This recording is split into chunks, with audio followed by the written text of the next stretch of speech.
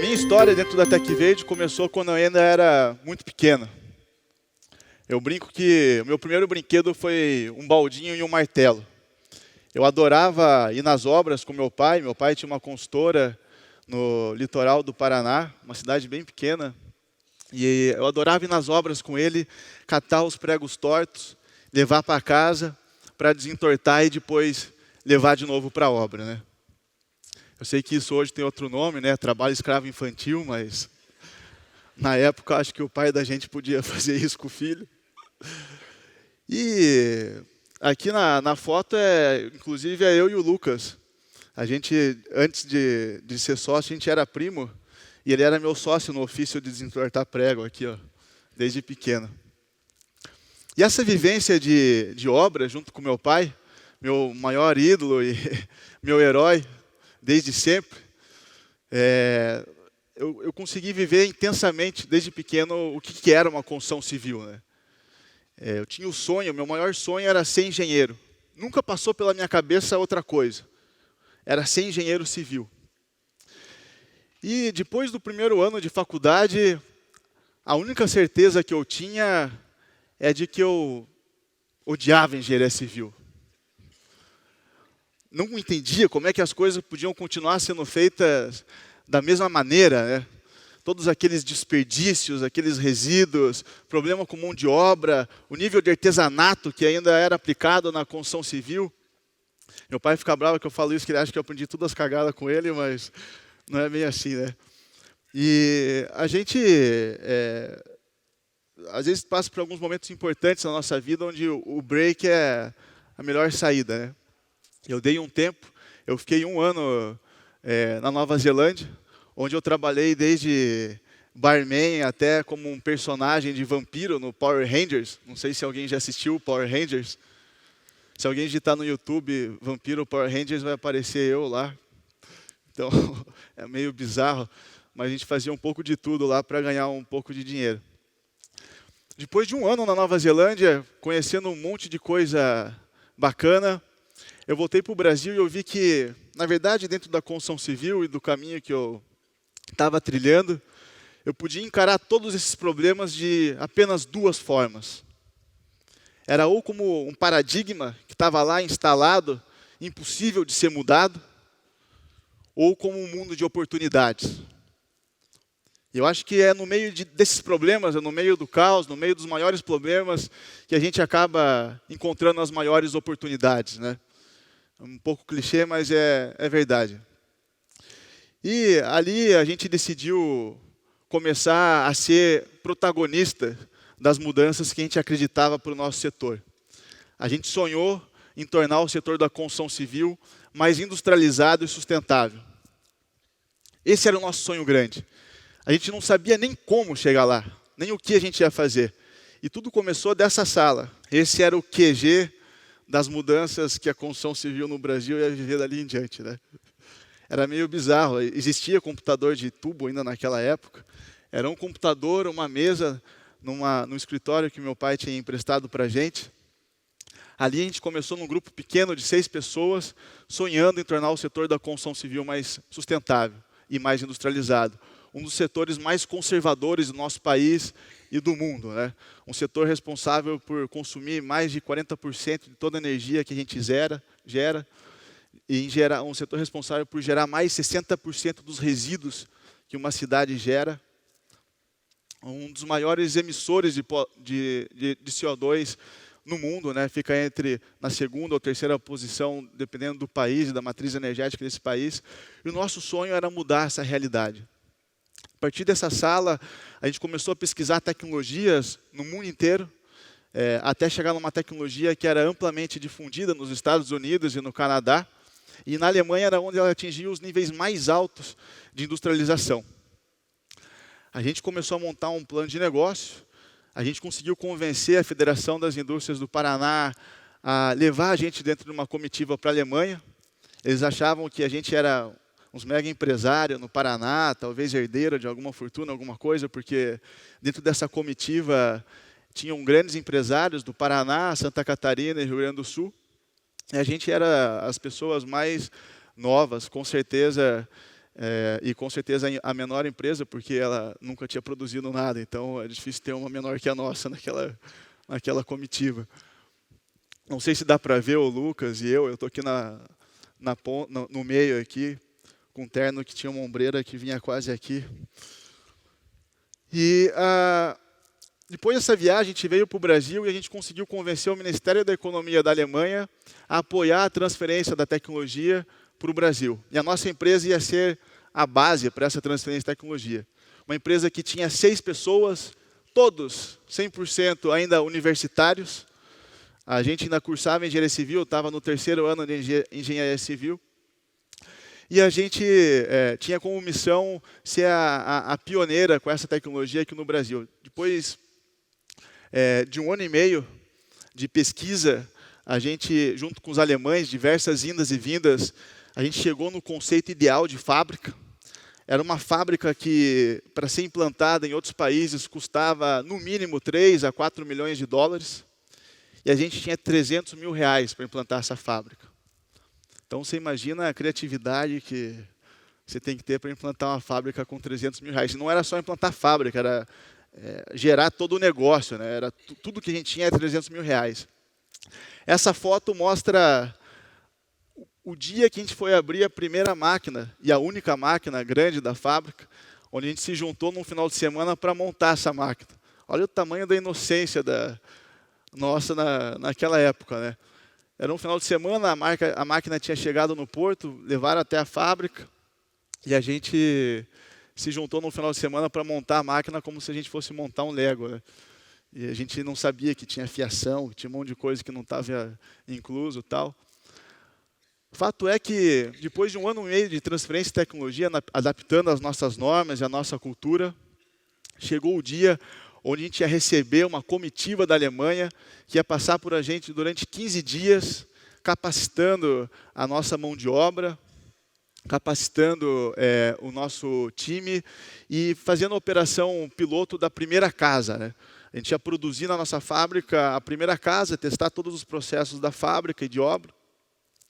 Eu fui buscar essa comitiva no aeroporto.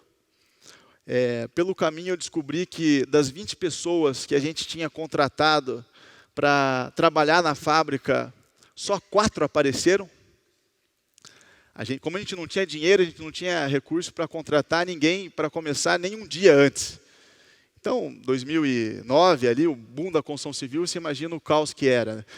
A gente contratou as pessoas para começarem a trabalhar exatamente naquele dia e só 4 apareceram, sendo que um deles precisava da minha ajuda para caminhar na fábrica, assim, de tão velho que era o senhor lá, o seu João. Lembro até hoje o nome dele. E eu peguei aqueles alemães no aeroporto e no caminho, depois dessa notícia, os alemães ainda começaram a tirar sarro dos russos. Hermann era o nome do alemão, esse simpático sujeito aqui. Para vocês terem uma ideia de quão bruto era esse cara, ele saiu do avião, não sei como, com esse suspensório e com aquele martelo na cintura já. Se aquilo não for arma branca, não sei o que é. Porque era inacreditável. O cara chegou já, pô, onde que é a fábrica? Eu falei, porra, não é aqui, calma um pouco. Vou te levar até lá. Eu já queria sair martelando em alguma coisa naquela hora ali. E durante o percurso eles foram falando mal dos russos do aeroporto até a fábrica. Que eles tinham acabado de implantar uma série de fábricas na Rússia para o Putin, num programa parecido com Minha Casa Minha Vida aqui no Brasil. E eram fábricas extremamente sofisticadas, né? E mesmo assim eles foram falando mal dos russos, que os russos eram muito burros, que a gente precisava ver as soluções que eles tinham adotado, que não sei o que, tal. As fábricas de 4 milhões de dólares e 10 milhões de dólares, tal. Na cabeça dele, os russos eram os caras mais burros do mundo, até ele entrar na nossa fábrica. O conceito de estupidez desse alemão mudou naquele dia, assim. Isso é um fato, assim. Ele entrou na fábrica, ele olhou para uma máquina que estava lá, assim, e era o nosso orgulho, porque era a máquina que ia cortar as chapas, tal. Ele olhou assim, what's this? A gente falou, essa é a máquina, tal, aquela máquina potente, tal. Ele começou a gritar, cara, ele falou, no, this is a toy. Ele falou, o meu filho de 5 anos brinca com uma dessa na Alemanha. E o Lucas sempre fala que ele acha que isso é verdade, que o filho dele realmente brincava com uma dessa na Alemanha, com 5 anos de idade, que não foi um exagero dele. E ele chutou aquela máquina assim, quebrou aquela máquina, começou a gritar, e a gente, uma confusão, não tinha mão de obra suficiente. A gente tinha só 15 dias para absorver todo o conhecimento, produzir a primeira casa, montar a primeira casa, era uma casa grande, 200 metros quadrados, e a gente não tinha mão de obra, então a família inteira teve que participar do processo, nós tivemos que participar do processo, a gente se juntou, conseguimos produzir a primeira casa, junto com aquele alemão maluco, e para mim foi uma lição de vida ali, assim, porque naquele dia, assim, naquela semana, a gente tinha certeza que a gente tinha todas as desculpas do mundo para não sair do lugar. A gente não tinha toda a mão de obra, a gente não tinha todos os recursos financeiros, a gente não dominava a tecnologia, a gente ainda não dominava esse mercado, a gente não sabia direito como as coisas iriam acontecer ali para frente. Mas a gente tinha uma certeza muito grande de onde a gente queria chegar, do nosso sonho, né? E eu acho que aquilo nos deu força para conseguir passar por esse primeiro desafio. A gente conseguiu produzir a primeira casa, como esse processo. E esse foi o nosso, talvez o nosso day one. Quando a gente conseguiu provar para nós mesmos que nada daquilo que a gente sonhou era impossível. E os problemas e os desafios não pararam por aí, né? Depois de produzir a primeira casa, a gente achou que estava tudo resolvido. Como bom engenheiro, a gente imaginava, bom, tem uma máquina, tem uma fábrica, dominamos agora o processo, produzimos a primeira casa, agora é vender casa a rodo, né? A gente tinha criado um sistema que a gente vendia casas pela internet. Então, você imagina combinar uma tecnologia nova no Brasil com venda de casas pela internet. E a primeira venda que a gente foi pela internet para um analista de risco. Pô. Eu não sei se a gente que era bom de vender ou se aquele analista de risco que era muito ruim, né? Mas o cara comprou uma casa pela internet. E a gente começou a apostar nesse conceito de oferecer uma experiência de consumo mais bacana para quem queria construir uma casa, sabendo que era um inferno construir uma casa no Brasil. A gente começou pelo mercado de média e alta renda para gerar referências de qualidade, para as pessoas não acharem que era uma tecnologia somente de baixo custo. E as pessoas achavam bacana as casas, elas entravam no site, conseguiam customizar, elas eram assinadas por grandes arquitetos, só que chegava na hora H, elas não compravam. A gente vendia uma casa no mês, depois ficava 2 meses sem vender, mandava todo mundo embora, contratava de novo, a empresa quase quebrando com aqueles mesmos 300 mil reais no começo. Diversas vezes, a gente foi descobrir que, na verdade, as pessoas não compravam nossas casas porque não existia financiamento para as nossas casas no Brasil. Existia uma lei nacional que proibia as nossas casas, com tecnologias inovadoras, de serem financiadas no Brasil. Era uma lei que envolvia todos os bancos e seguradoras. 2009, 2010, no meio do boom da construção civil. Que banco vai parar para nos ouvir, né? 6 universitários dizendo que queria mudar o mundo ainda a partir daquela sala que vocês viram, né? Talvez aquele analista de risco que comprou a casa, né? Mas ninguém, assim. A gente bateu na porta de absolutamente todos os bancos, assim. Banco Real na época, Brasil, Caixa, Bradesco, Itaú, foram todos assim.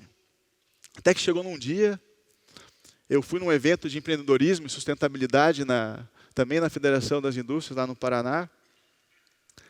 Sentou do meu lado um senhor, eu me cumprimentei ele, me apresentei, contei o que eu fazia, tal, ele achou legal.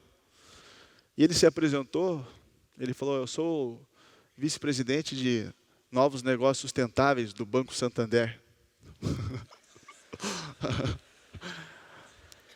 No que ele falou isso, eu inventei um negócio que eu chamo de golpe da águia.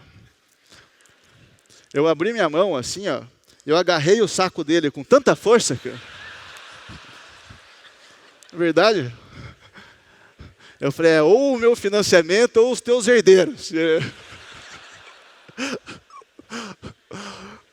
Eu acho que ele é um cara que prezava muito pela família, então ele decidiu marcar uma reunião para a gente, que tinha, não sei se ainda tem, na época, tinha uma reunião mensal, bimestral, junto com a diretoria do banco, o Fábio Barbosa, na época, ainda presidia. E a gente tinha a missão de ir lá, a gente teria 5 minutos para contar a nossa história e falar por que a gente precisava da ajuda do Santander para mudar essa lei, né? E a gente foi nos dada a oportunidade, eu não fazia ideia do que falar para um banco. O que você vai falar para um banco sendo o que a gente era? Assim? A gente não, era extremamente insignificante em termos de valor que a gente poderia gerar para um banco, valor financeiro, né? Então a gente decidiu ir lá simplesmente contar a nossa história. Assim. Eu entrei na torre ali, na Marginal, fomos lá para aquela sala, uma baita mesa, todo mundo reunido. Conversa que era para durar 5 minutos, foi virando 10, 20, durou quase 40 minutos a gente discutindo o nosso projeto. E ali foi o segundo grande momento. Assim. Foi um momento que a gente viu que um banco tinha acreditado na gente. Não era só mais um alemão maluco, era um banco aqui no Brasil que tinha acreditado na gente.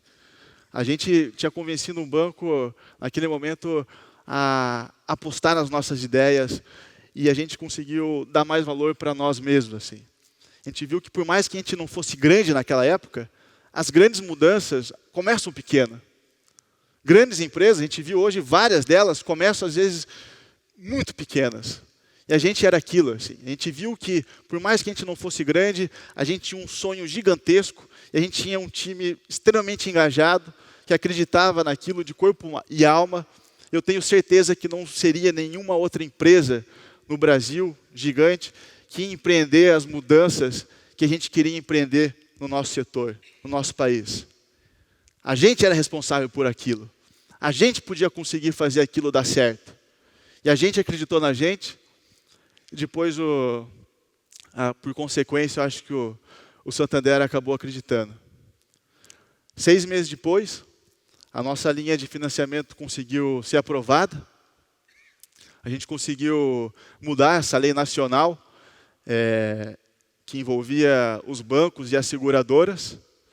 E a partir daí a gente começou a vender casas. As pessoas chegavam e perguntavam, tem financiamento? Já saía falando, pô, tem financiamento? Sim, olha só, tal. Ah, não, era só para saber se tinha, porque eu não preciso. Que raiva que me dava daquilo. Eles achavam esquisito o negócio não ter financiamento. Né? Aquilo nos deu confiança para aumentar a escala do nosso negócio. A gente começou aí sim a vender casas em maior escala. A gente conseguiu, a partir disso, homologar a tecnologia dentro do Ministério das Cidades, da Caixa Econômica, para financiar as casas de baixa renda no programa Minha Casa Minha Vida. Aí o negócio começou a ter uma escala maior. A gente implantou, então, uma fábrica em 2014 com a capacidade de produção de 7 mil casas ano. A gente começou com uma fábrica que tinha capacidade de produzir 12 casas ano. É a fábrica mais automatizada da América Latina. A gente consegue reduzir hoje com a nossa tecnologia 80% das emissões de CO2 no processo de produção de uma casa, 85% da geração de resíduos durante a construção de uma casa, aumentando em 2 vezes o conforto térmico e acústico dessa casa e com uma velocidade impressionante. Assim. A gente monta uma casa, por exemplo, em 2 horas com 4 pessoas, um prédio em 1 semana. E a gente vem conseguindo dar escala no nosso país, equilibrando as duas coisas, construção de média e alta renda e construção de baixa renda, mostrando que a mesma tecnologia que se atende um cara de alta renda, você atende uma pessoa, uma família mais carente. E eu acho que a lição que a gente acaba tomando disso tudo é que não existe sonho impossível. Assim. Se você acredita no que você faz de corpo e alma, é começar e botar para fazer. Assim. Essa eu acho que é um pouco da mensagem que a gente queria passar. Obrigado.